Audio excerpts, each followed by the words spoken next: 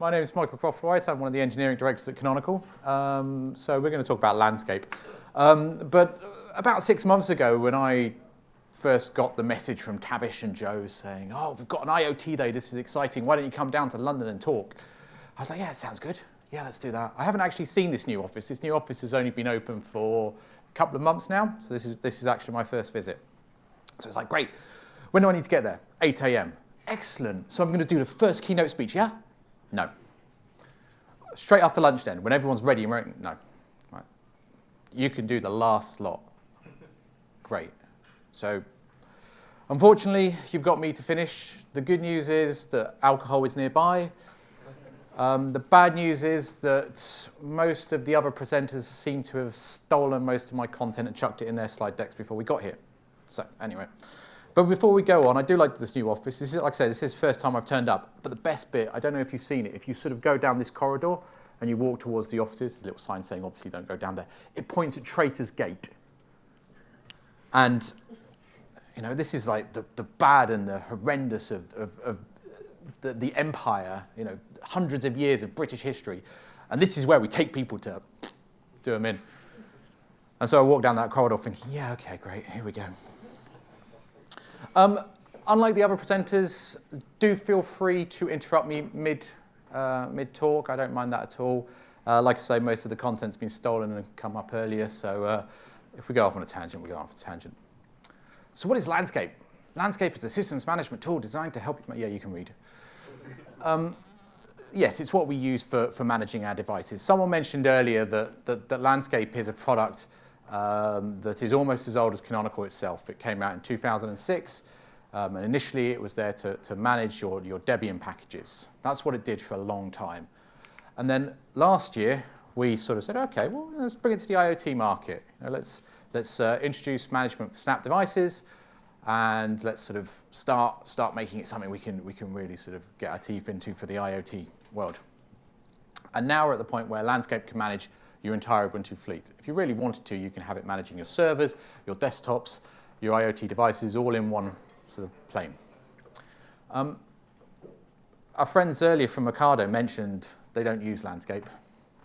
And it was like, oh, thanks. It's like, just thanks for stabbing me in the back there. But that's fine. We actually don't have a problem with that. And part of the reason is in the IoT sphere, it's a relatively new product. But the other reason, and I'm not too worried about it, is part of the reason they don't use it is they have their own very bespoke workflow. They have their own procedures in place. They've established something. Why would they even want to use Landscape? And we say, yeah, it's fine. That's all good. With Landscape, we don't try to take too much control over what you do. I think there's quite a few IoT portals and platforms out there that have tried to give away too much. They've tried to be too much to everyone under the sun. And all you do there is you get yourself in a massive, complex world of trying to cater to everyone under the sun. You just can't do it. So with Landscape, we're very open. The whole premise of it is there's bits of it that will be useful, there's bits of it that aren't useful. If you want to use the API to access it, you can use the API. If you want to script it, you can do this, you can do this. It's there to be built on, in a sense, in some ways. You know, trust me, whenever you go into a design meeting and you try to design a web portal that does everything to everyone, you just tear your hair out. So anyway, we opened it up, we made it work with Snaps, we gave you the basics, but the fundamental premise was you may have to do a little bit of work yourself, but you can do anything on your IoT device. Just to give you a bit of a success story, Nick from ITHQ was one of our sort of beta users. They do the screens at Gatwick, you know, when you're getting on a flight and you're looking up to see when your flight's delayed and how long, you know, can you get another drink in the bar before your flight closes? The answer is no. It will now be running Ubuntu Core managed by Landscape. And part of the reason it's managed by Landscape is because these things are obviously up on a wall. They don't want physical access to it. They don't want someone coming along and getting in the way and trying to fiddle behind it. So now they can do it all remotely. Literally just sort of from their central console, play with that. So next time you miss your flight, don't blame BA, don't blame Gatwick, blame Ubuntu. Maybe not, okay. So, high-level features. This is a bit of a sales slide deck. I do apologize for that. We'll go through it and we'll see what we get on. Zero-touch enablement. So one of the sort of things we looked at, so with IoT devices is you generally got a lot of them, and you're generally putting them out everywhere, and you're generally having to plug them in, and you generally have to play around with them, and you don't really want to. So we made sure that we had a zero-touch enablement story that runs all the way from your Ubuntu Core image through to it appearing on your landscape. And with that in mind, we sort of made sure that you can create your image, you load it on your device at the factory, and give it power, give it network, and it will appear in your landscape. You don't need to send someone out to touch it. Literally, most cases, plug in power, plug in a network cable, cable, wireless, whatever, and it will appear in landscape. And that gives us a few advantages. I think a few people mentioned it earlier before. Once it's appeared in landscape, you can then do what you want with it. So if you're feeling lazy, maybe, or haven't quite got your development image quite polished enough, you can still ship your hardware. It's great. It arrives, it gets plugged in, appears in landscape, click a button, poof, it'll update. It can load the new image. We can do something called remodeling, which will completely wipe the device and create it into a new device. Or you can just load on your new snaps, depending on what level of re-imaging you want to do, which is a very nice feature. You can sort of automate that as well. So you can categorize. This is, I can't remember who did it, but this is device A, this is device group B, this is device group C, load this image, load this snap, that sort of thing. So it's great. Means you can get the intern to do it rather than your staff engineer, sort of sending them out to the middle of nowhere. Sometimes it's nice to send staff engineers out to the middle of nowhere. So, machine inventory. These are, honestly, to be honest, these are like standard device management features that you all know and love. So if you get bored, just shout. So you get your devices all appear in landscape. You can select them, you can group them, you can tag them. You can sort of tag, this is a Raspberry Pi, this is an ARM processor, these sort of things. And you can use them to create your groups that you act on. In effect, you think about it, you perform an action on a group of devices in the same way that you sort of perform a single action. And those groups can be dynamic. One of the other things we have is something called annotations. Annotations are like tags or like metadata, where the device can tell landscape server a little bit about itself. It can provide something specific. You could use it, for example, is this service running? Can this service ping this device and all of this lot? You can have it anything you want. But then you can use those annotations to actually search it. So let's say, for example, you have one annotation that says, can I connect to Google? Right? And then the annotation says yes or no, simple key value pair. You can then go into landscape and search, show me all my devices that can't connect to Google at the moment. Anything like that. That's not the best example, but it's what I came up with on the fly. So yeah, you can then act on your devices. Didn't break the screen here? Oh, good. Snaps, managing your snaps. Snaps have been sort of spoken about quite a lot. And when snaps initially got released, it was a great idea. You get these nice containers, and they work very nicely, and they download from the store, and they automatically update. So it's great. It's like when I find out about a vulnerability, doesn't matter. It's already been updated. Life is good. That's all fine. I don't have to worry about it. Then comes along the IoT people. Oh, we don't want to update our snaps. What do you mean? Why don't you want to update snaps? Oh, we want to update with snaps when we want to update our snaps. Right. So can we not update our snaps? Okay, you can not update your snaps, or you can control when you update your snaps. So we gave them this interface. It's like, right, here are the snaps on your device, or your group of devices. This one's out of date. Can we update it? Yes, we can update it. Absolutely splendid. So this means you can obviously now have that level of control.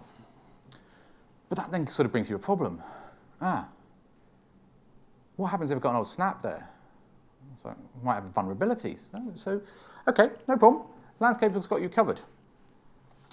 It will keep track of what snaps you've got, and it will sort of keep track also of what vulnerabilities are coming up. Canonical sort of publish various data feeds To sort of say this CVE's come out, this package needs updating, this needs doing, and so on and so forth. Like I say, normally with Snaps, you don't worry about it. It's already updated before you know what's going on. Whereas now, with Landscape, it's got that feed, it's got your itinerary of snaps on all your devices. It can say, yes, you haven't updated these snaps, which is great, but these ones are exposed, these ones are at risk. You get a nice little report, you run the nice little report, and you run off to your big CISO and say, oh, we're vulnerable, what should we do? And they say, right, cancel all flights out of Gatwick. We'll update this. No, don't say that. Sorry. I shouldn't use Gatwick as an example, but yeah. But you get this reporting. And this reporting then allows you to have a proper risk assessment. Do we update them now? Do we update them immediately? We can push the updates to them straight away. Do we have a provisioned rollout? Do we update 10% and make sure they don't all fall over? Not that they will, because you have A/B updating and you have rollback and so on and so forth.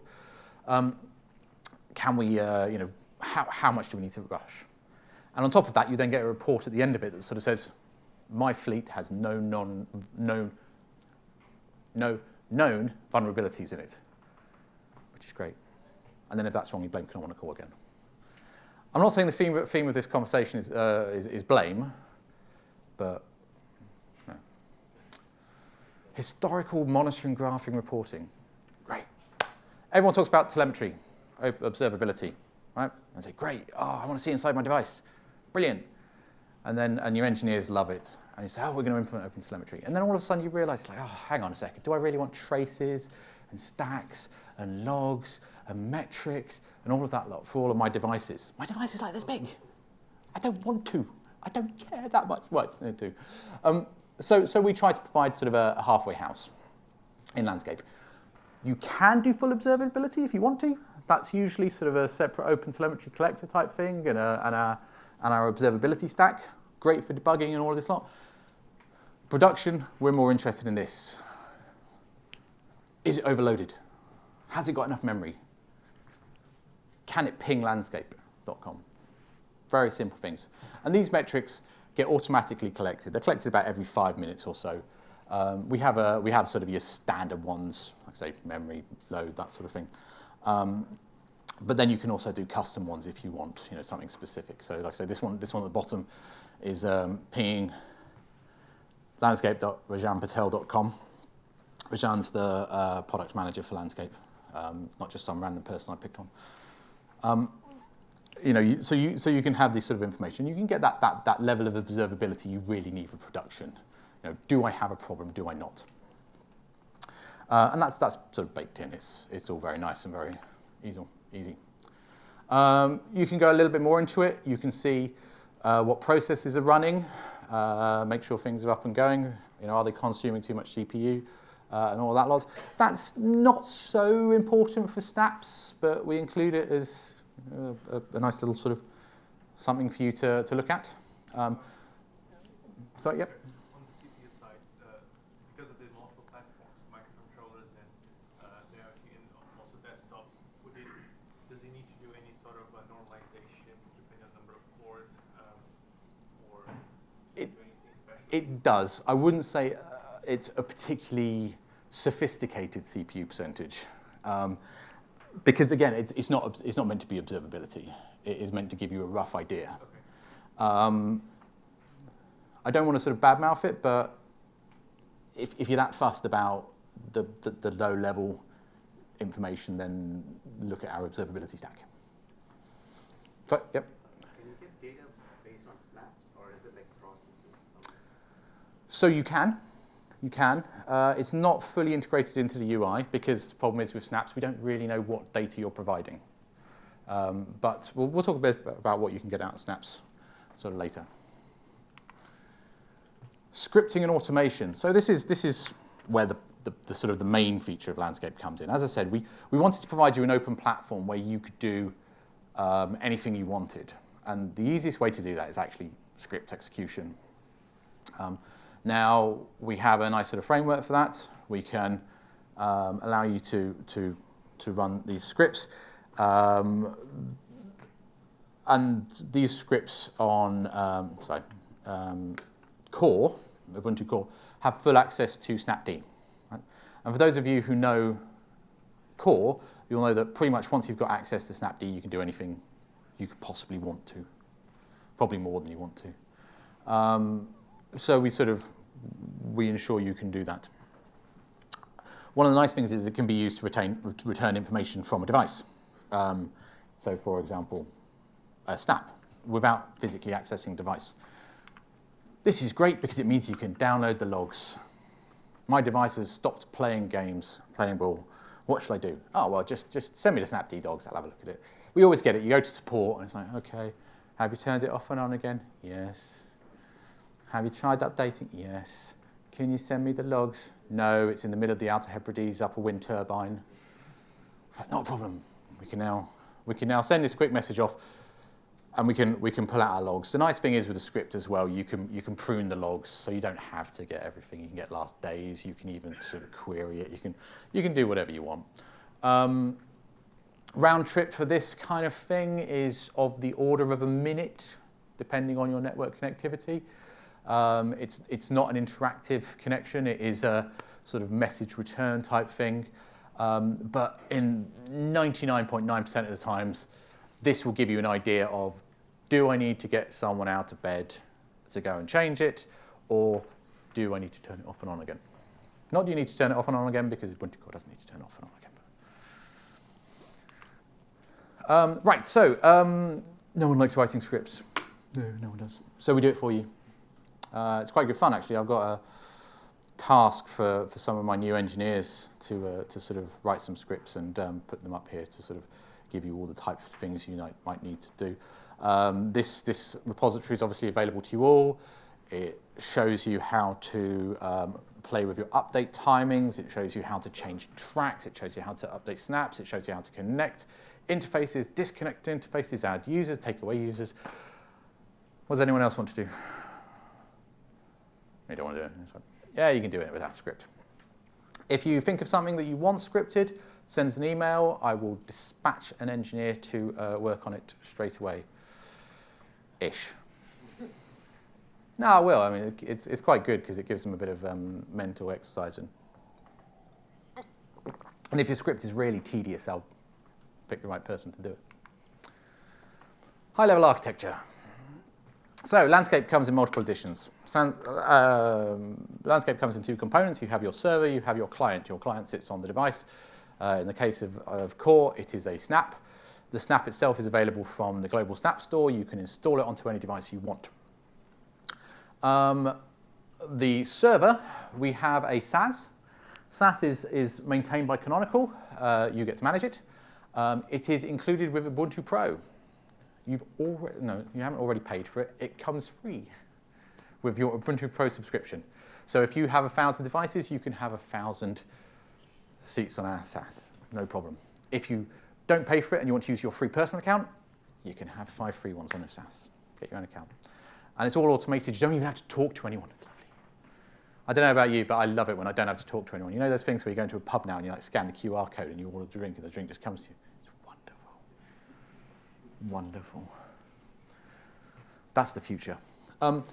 So you can do that now with SaaS, and that's great because it means you can have a play. You can have. I mean, I've got a Raspberry Pi sat on my desk. It is mine. I didn't get work to pay for it. That is running Ubuntu Core. That's connected up to Landscape. It's great. I can monitor what the temperature of my desk is. That's literally all it does. But I can do it.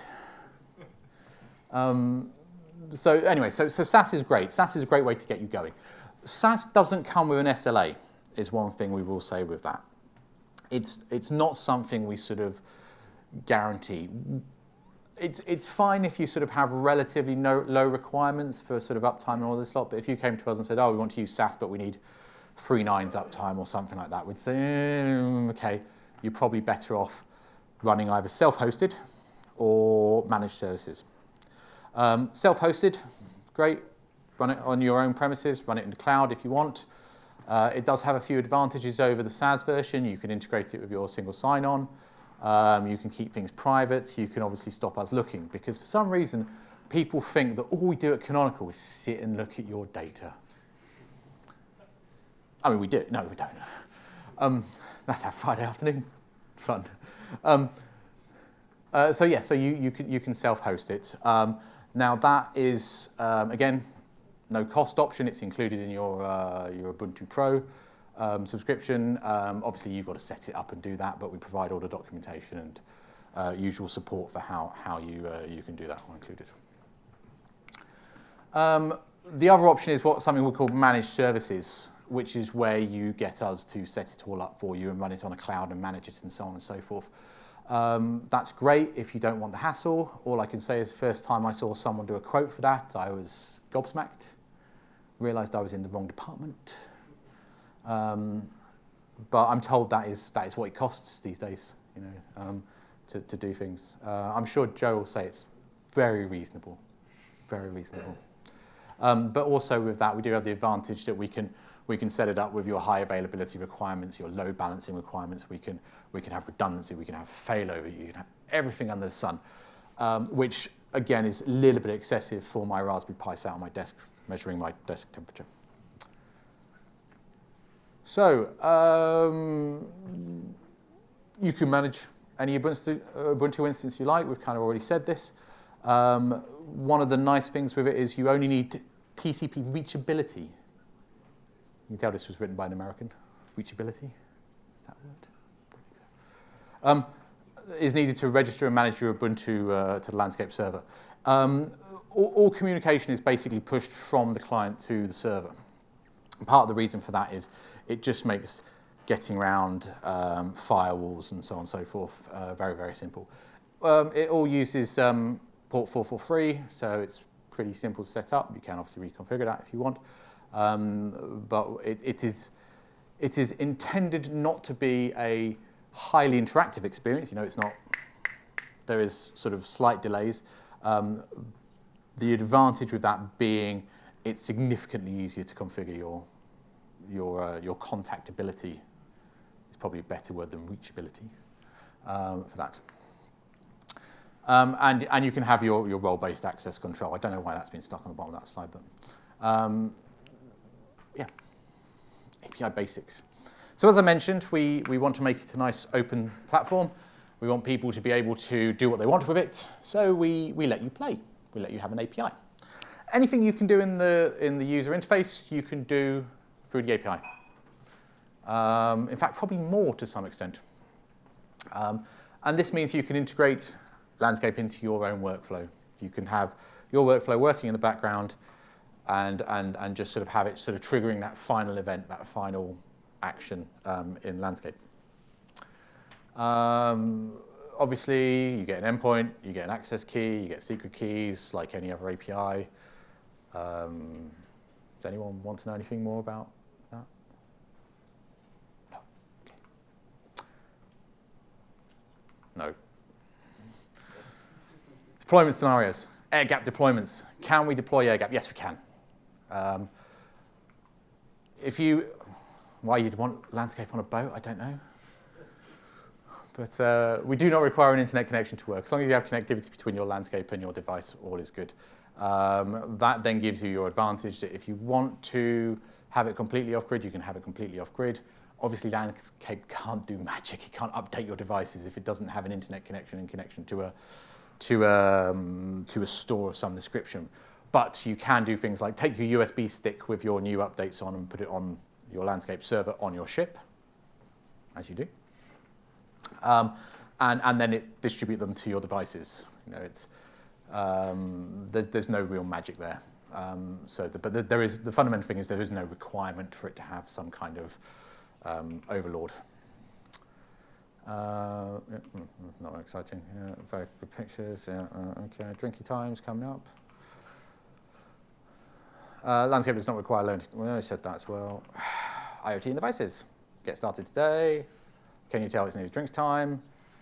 Yeah, you do. Like I said, you get landscape with your Pro subscription. It's all included. No additional cost. The main thing is landscape's great because it's there to enhance your use of core. We don't really sell landscape as a product. No one's going to buy landscape as a sort of separate product. It's like, but you've got core. Core's great. It's like, yeah, but it's now shinier. So that's why it's sort of included. The main thing is we want you to try it. Obviously, Ocado are now thinking, oh my God, what have we done? Our whole strategy has been ruined. But have a try. If it doesn't do something you wanted to do, let us know. But I'm pretty certain that there's nothing you want it to do that it can't do. Just might need a little bit of tweaking. So as I said, you can set up landscape yourself if you want to. For those doing basic POCs, getting started, I would just use the SaaS. It's not worth bothering with setting it all up. It takes possibly 30 seconds to get a core device on your landscape client SaaS account, and then you can sort of play. Setting these up takes a little bit longer because you've generally got to read stuff. If you want help, we will happily sell you support. We will sell you, no, sorry, we won't sell you anything. Yes, we will sell you support, we will sell you help. We will offer you help within the confines of your normal contract, et cetera, et cetera, et cetera. If you ask really nicely, you can have Eduardo's personal phone number. He is available 24/7. Gabrielle doesn't work weekends, but that's because he's senior. Any questions? Oh, one at a time. Let's go for you first because you don't use us yet.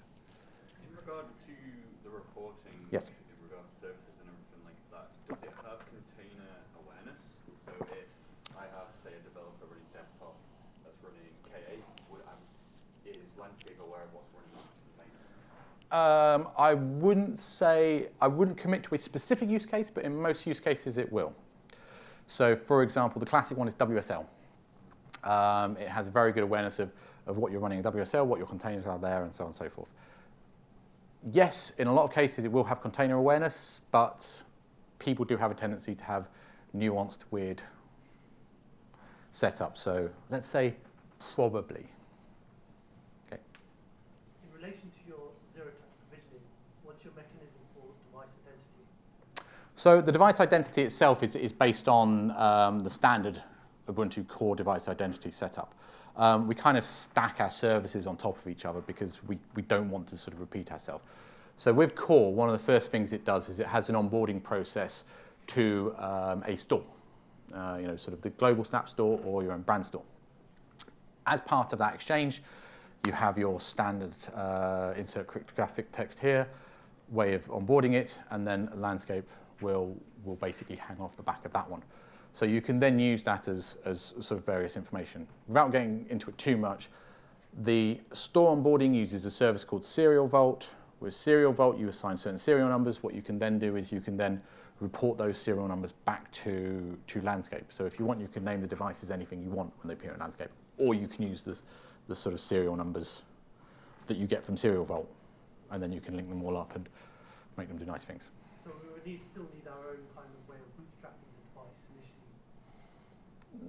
Not necessarily. You can customize it. I think we'd have to talk a bit more about the sort of basic scenarios, but fundamentally, we could probably make it work.